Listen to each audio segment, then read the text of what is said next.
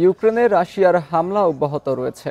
খার্কিভে রুশ বাহিনীর ড্রোন হামলায় 2 জন নিহত হয়েছে, আহত অন্তত 25 জন। এ তথ্য নিশ্চিত করেছে ইউক্রেনের সামরিক বাহিনী। আহতদের মধ্যে সামরিক বাহিনীর সদস্যও রয়েছে, তবে আঞ্চলিক গভর্নর বলছে আহতের সংখ্যা 27। খার্কিভের সামরিক হাসপাতাল, আবাসিক ভবন ও শপিং মলে ড্রোন হামলা চালিয়েছে রুশ বাহিনী। এই ঈদে জামা জুতো অ্যাক্সেসরিজের ডিসকাউন্ট।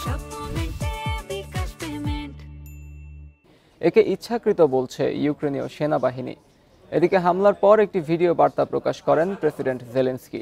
বলেন, ইউক্রেন ভূখণ্ডে প্রায় প্রতিদিনই ড্রোন হামলা চালাচ্ছে রুশ বাহিনী। তাই পশ্চিমা মিত্রদের মস্কোর বিরুদ্ধে কঠোর প্রতিক্রিয়া জানানোর আহ্বান জানান তিনি।